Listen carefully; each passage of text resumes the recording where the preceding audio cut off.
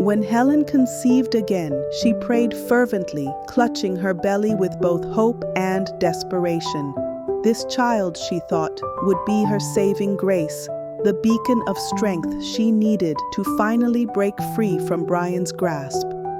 Every night, she whispered to the tiny life within her, speaking of love, of the dreams they would share, of the warm embrace that would replace the coldness she had known for too long. She imagined their first moments together. The soft weight of her baby in her arms, the sweet scent of innocence, the tiny fingers wrapping around hers as a silent promise that they would navigate life together. In those quiet moments, she allowed herself to believe in the possibility of joy, to see a future where fear no longer dictated her every move, where she could love freely and be loved in return without the weight of cruelty suffocating her spirit. But fate was cruel. As the months passed, her body betrayed her once more. The stabbing pains came suddenly, followed by a darkness that swallowed her whole. Another miscarriage, another funeral of dreams. The ache of loss felt heavier this time, threatening to crush whatever was left of her fragile spirit. Hours later, she lay motionless in bed, staring at the ceiling as the silence pressed down on her. Another miscarriage, another funeral of dreams. The ache of loss this time was suffocating, a weight so heavy she feared she would never rise again. It was more than just grief. It was the slow, steady erosion of whatever hope she had left. She had willed this child into existence, believing it to be her salvation, the force that would push her to break free. Now there was nothing but emptiness. Brian's response was colder than before.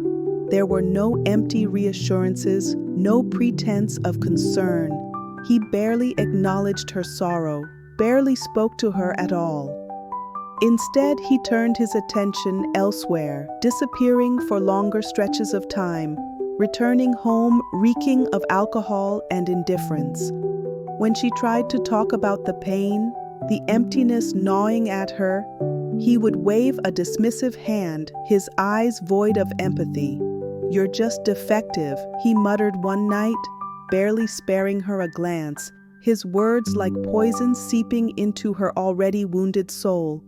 Helen recoiled as if she had been struck. Defective. The word echoed in her mind, tearing through the last remnants of self-worth she had managed to cling to. It was not just the cruelty of the words, but the finality of them, an unspoken declaration that she was beyond repair, unworthy of love, of comfort, of even the smallest gesture of kindness.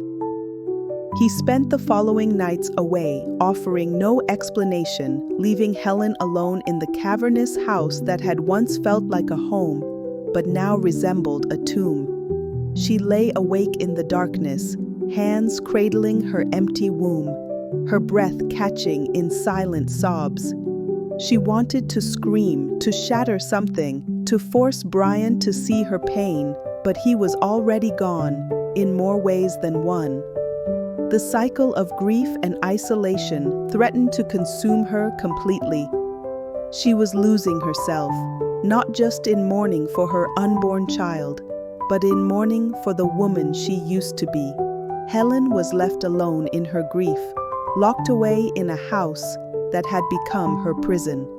The cycle of loss, pain, and isolation threatened to break her completely. She spent nights staring at the ceiling, tears soaking her pillow, wondering if she even existed beyond the suffering, if she had ever been anything more than Brian's possession.